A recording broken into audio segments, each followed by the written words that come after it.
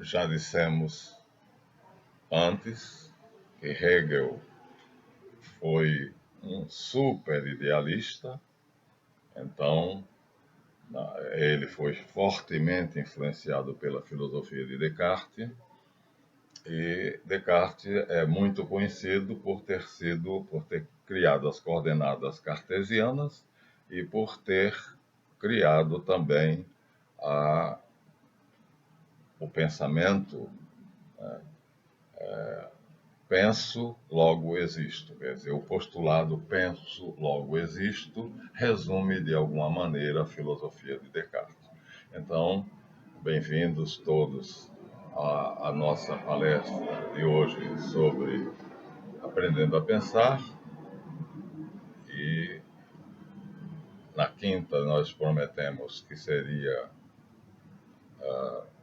o assunto seria René Descartes, mas terminamos falando ainda sobre elementos do pensamento e dessa feita a influência do inconsciente ou inconsciente coletivo e do inconsciente pessoal ou subconsciente no pensamento filosófico e científico, porque nós temos então a apreensão do que nos vem pelos sentidos e temos a apreensão dos que nos vem pelo do interior, do próprio, da essência do pensamento, daquilo que os russos chamam cientificamente a fonte cósmica do pensamento e que os místicos chamam registros acásicos.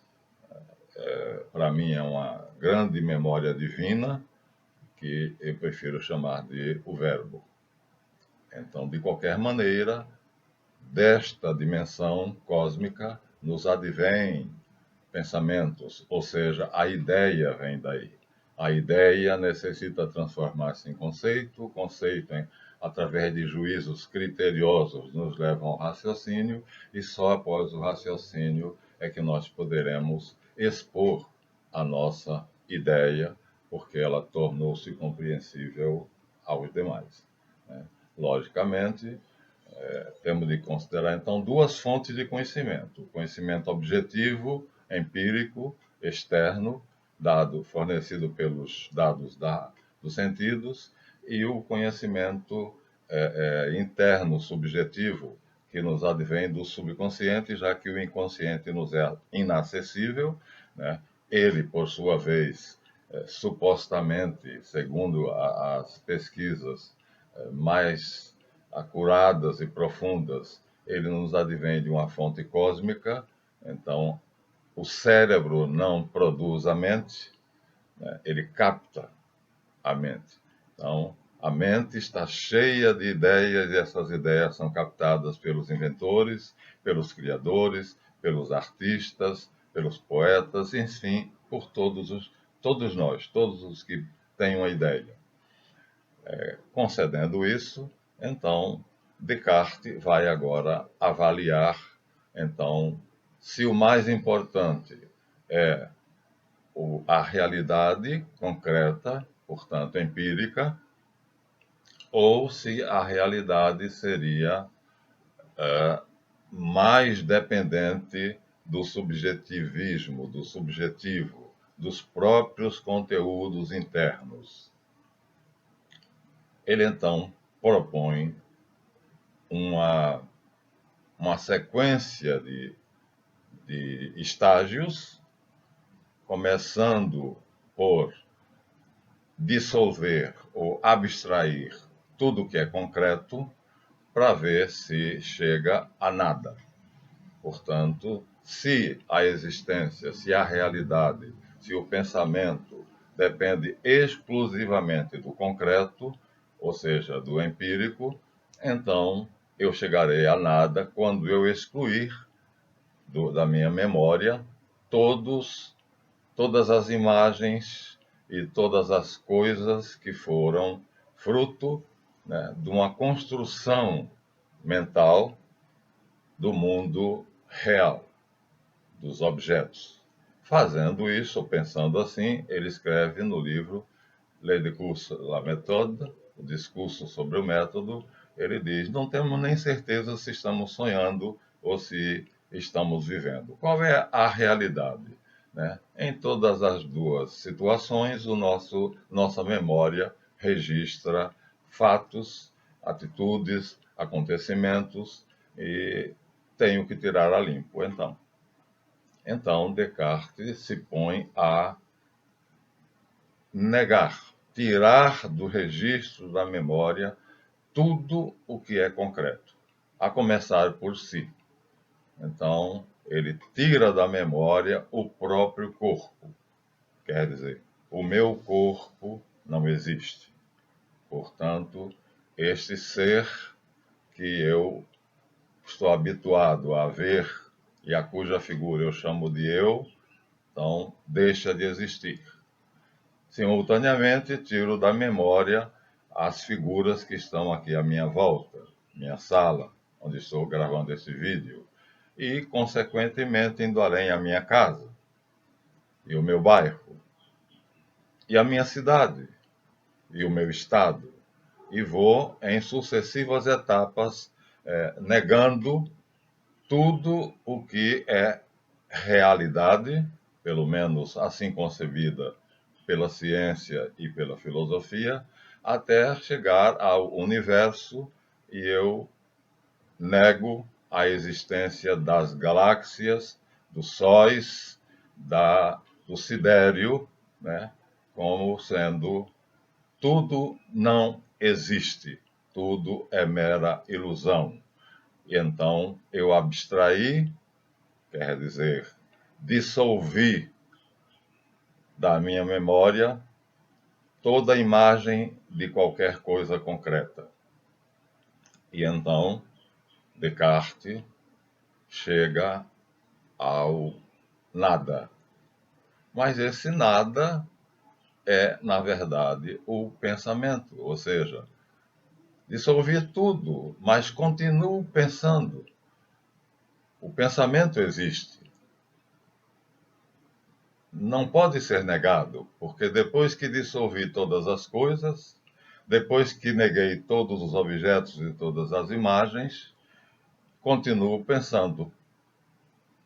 Então, o pensamento é uma realidade inegável. Então, subjetivamente, eu não posso continuar a negar. O pensamento não existe. Ora, isso foi um pensamento. Se eu pensei que o pensamento não existe, eu formulei um pensamento. Logo, o pensamento é a última instância da realidade a qual eu posso chegar.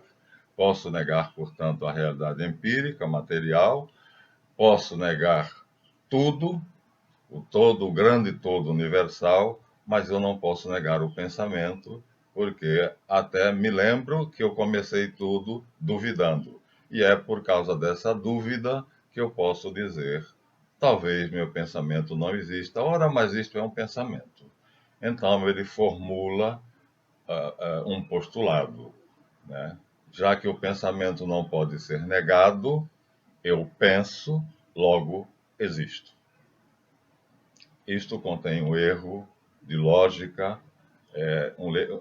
Descartes dá um salto semântico, um salto, hoje diríamos, quântico, porque ele começou por negar o corpo, que é a primeira. O corpo é o primeiro objeto que ele nega, a noção de corpo físico, portanto, de um eu material, físico, como existente. E aí, no final de todos os seus raciocínios, na etapa final, depois de dissolver todos os objetos, todas as figuras que estão na sua memória, ele percebe que não pode dissolver, negar o pensamento. E até aí, ele raciocinou certo. Ele usou uma lógica imbatível. Negou, negou, e aí eliminou da sua memória todos os corpos, todas as formas, e chegou a um nada que é, na verdade, o pensamento abstrato puro, o puro pensamento. né? E aí o pensamento pensado não pode ser negado, porque se eu disser, vou negar meu pensamento, eu não consigo executar essa fase da operação, que seria a fase final, né? Então, o pensamento existe. Um filósofo contemporâneo de Descartes, então, chamado Lamennais, e um ocultista filósofo chamado Eliphas Levi, que nós temos, cuja obra nós temos o prazer de conhecer ampla e profundamente, já demonstraram já na época que Descartes deu um salto, porque ele tinha negado a realidade, ele tinha negado o mundo empírico, ele tinha negado o mundo das coisas, aquele mundo que nós temos acesso a ele pelos sentidos. E a primeira coisa a ser negada foi o eu, portanto, essa substância corpórea com a qual eu me identifico e que eu disse não existo. Se ele chegou, portanto, etapa por etapa, pensamento por pensamento, dissolução por dissolução, negação de todas as realidades construídas na sua memória, a um nada, que é o pensamento puro, então essa é a última etapa. O pensamento existe, que é um pensamento.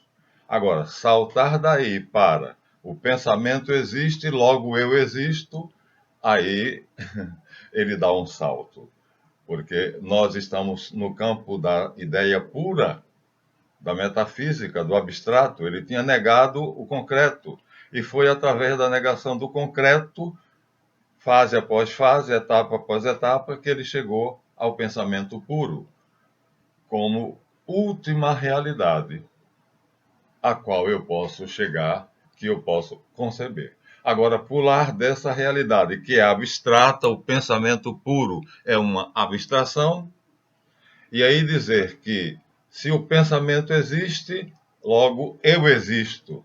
Ele passa a afirmar como sendo existente e real aquela coisa que ele negou por primeiro, que é ele próprio, o meu corpo, o meu eu material, mas ele não explica, né, por qual processo eu passei do abstrato ideal, já que eu fui ao mundo das ideias até chegar ao puro pensamento, que é a ideia pura, e aí eu dou um salto agora, chegando à conclusão de que a ideia é uma realidade inegável. Como é que agora eu posso voltar dando um salto do abstrato para o concreto, né? Do ideal para o empírico? Então, esse salto é impossível. Então, se ele começou negando na sua mente, no seu pensamento, a existência das coisas, ele negou a realidade e, portanto, negou a si mesmo como sendo um ser existente. E aí, depois que ele chega à conclusão que o pensamento é o único existente, segundo ao meu encadeamento de conceitos, ele, portanto, não pode dar um salto e voltar a colocar o meu eu material, o meu corpo formal, como estando ligado a este pensamento. Aliás, ele nem pode dizer que esse pensamento é meu, portanto, eu penso já seria um salto, porque ele já colocou o pensamento como sendo meu. Ele chegou na última etapa ao pensamento puro. Pronto, parou aí. Não tem como mover-se mais a partir daí. O pensamento puro existe. Então, o idealismo não pode deixar de ser a maior das filosofias, o maior dos sistemas filosóficos, porque a ideia, o pensamento puro, é a última concepção a que a minha mente, o meu raciocínio abstrato pode chegar. Agora, dizer eu penso já é atribuir o pensamento a um eu que ele negou inicialmente como existente. E esse eu está ligado indissoluvelmente a um corpo material, porque quando você pergunta quem é o senhor, eu digo eu sou o professor Marlante. Logo, ele dá um salto quântico, ele dá um salto semântico, partindo da existência das ideias, ou seja, da existência de um mundo abstrato como sendo inegável, aí ele salta e afirma a existência do mundo concreto, especificamente ele, o corpo dele, o ser dele e o eu como sendo existente. Então, não seria. Então, ele poderia até dizer o pensamento abstrato como sendo a última coisa a qual eu chego, tem a noção de eu. O eu é uma noção que está no meu pensamento abstrato. Então, o eu pode ser apreendido como existente no mundo abstrato pelo meu pensamento. Mas ligar esse eu a um corpo concreto, agora vai ser um trabalho que ele não fez, ninguém fará, a não ser Hegel, admitindo que o ser é o não ser é o ser.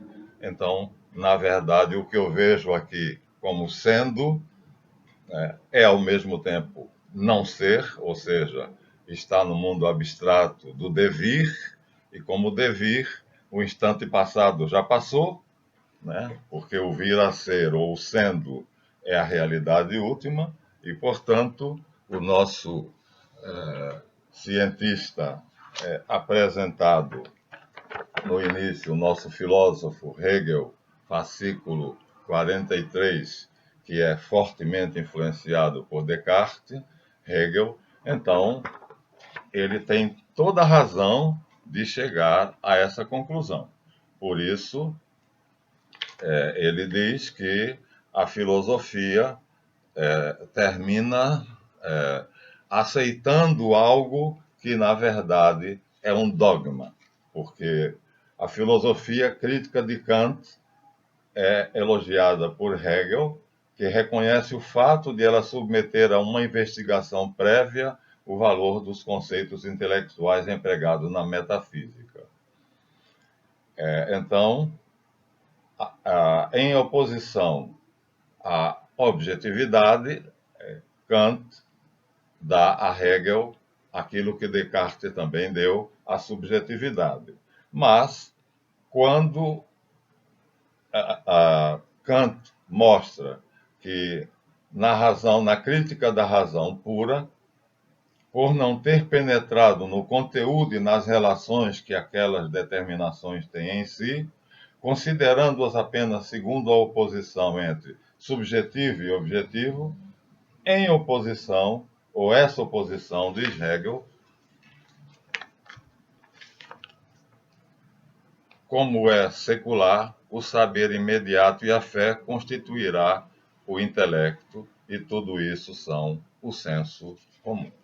Então, no fundo, o que Hegel quer dizer é que, se você aceitar a tradição filosófica científica, você aceita que uma coisa é, mas, na verdade, penetrando mais profundamente da consciência para o abstrato, do subconsciente e do inconsciente, lá existem variações deste ser que seriam outros seres idênticos, semelhantes, mas não o mesmo, e essas variações tornam esse ser que eu digo que é, como várias possibilidades de ser.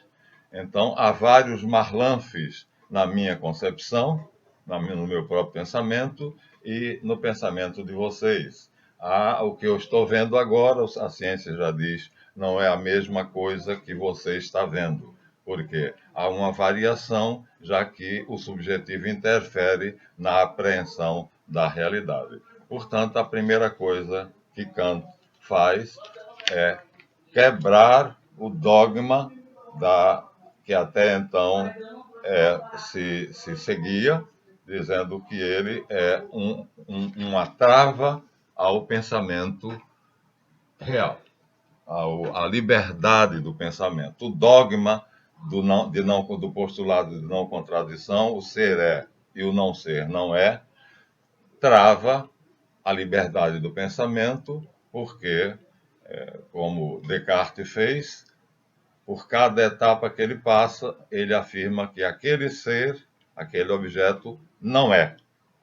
Então, na mente de Descartes, o objeto que eu posso afirmar que é, ele afirma que não é. Você pode garantir que eu estou aqui, ou isto é apenas uma ilusão? Isto é um holograma que está colocado na tua mente pelos nossos poderes inconscientes, portanto, pelos símbolos e parassímbolos do inconsciente pessoal e do inconsciente coletivo. A realidade é toda ela posta em dúvida. Portanto, Hegel pode, com a devida propriedade, usar a palavra aufgehoben, que significa ao mesmo tempo conservado e destruído. Quer dizer, ao mesmo tempo que os meus sentidos mostram que algo é, eu posso ter uma imagem de que ele não é. E essa imagem, a partir dessa imagem, eu posso desenvolver um raciocínio completamente diferente daqueles pensadores que se deixam travar pela lógica aristotélica, que é premissa maior, premissa menor e conclusão. Aquela parede existe, é verdadeiro, portanto, aquela parede tem ser. Ou, como todo existente possui o ser, a parede que existe à minha frente existe e é. Seria a conclusão. Hegel vai dizer, essa lógica limita a liberdade do pensamento, porque na minha mente eu posso negar a existência de tudo e as coisas, como Descartes provou, podem ser negadas, inclusive a realidade. Repito, quem pode provar a você que essa figura que você está vendo, tudo que está à sua volta, o universo, enfim, tudo que você conhece, não é um imenso holograma, portanto, uma imagem criada pelos poderes infinitos do inconsciente coletivo, passado para o seu subconsciente, e o que seu eu consciente termina aceitando como existente, mas que, na verdade, tornou-se existente através de um processo mágico, né, do poder subconsciente, trazendo até você o não existente, aquilo que ele pode fazer existente, pode tornar existente. Aí nós estamos, portanto, linkando Hegel diretamente a Descartes. Não peguei o retrato de Descartes, mas em algum momento poderei mostrar a vocês. Os pensadores, de modo geral, e os professores de filosofia, né? Hegel teve discípulos e teve adversários. E então, o Michel e Federico Sciacca termina dizendo: para Hegel, o filósofo do fato, ou o cientista da realidade, da negação de todo dever ser ou do vir a ser, é filósofo da negação do concreto e da singularidade no absoluto. Então, o que a ciência apresenta como realidade absoluta, e o que a filosofia nos apresenta como realidade absoluta, é, de fato, para Hegel e para os seus seguidores, né, representado por um verbo que, semanticamente, aufgehoben, significa conservando-se e destruindo-se. Então, seria algo que um poder supremo coloca no meu subconsciente, do meu subconsciente vai para a minha consciência e eu creio que existe, mas isso é uma mera crença, é um dogma que um verdadeiro sábio, não se deixando travar por esse postulado de não contradição, quebra e diz: o ser não é, e o não ser é. Assim, chegamos ao final dessa nossa exposição de hoje, fazendo esse link entre Descartes e Hegel e mostrando como a filosofia de Hegel, o hegelianismo, é dependente do penso, logo existo, do Descartes, mas, na verdade, para Hegel, se penso, o pensamento existe e tudo o que eu penso pode ser um holograma, uma formação, uma construção de um poder maior que não tem realidade concreta. Logo, o idealismo se sobrepõe necessariamente ao empirismo e o abstrato ao real. Daí, o que os cientistas estão fazendo está errado, porque a ciência afirma que toda a ciência é ciência do que é, e, na verdade, Descartes e Hegel vão ter aí uma brecha, vão abrir uma brecha para que o cientista está fazendo é conhecendo o que não é, porque nada nos prova em definitivo que a realidade é um ser existente, real, irrefutável. A Escola de Viena, com Bertrand Russell, vai se opor a isto, né, mostrando que, desde o começo, Descartes já cometeram um erro, né, porque Descartes, um erro enorme, transpondo, dando um pulo do abstrato para o concreto, e Hegel usando a palavra, deixa eu ver novamente, que é alemão, né, o vocábulo aufgehoben, que significa simultaneamente construir e destruir.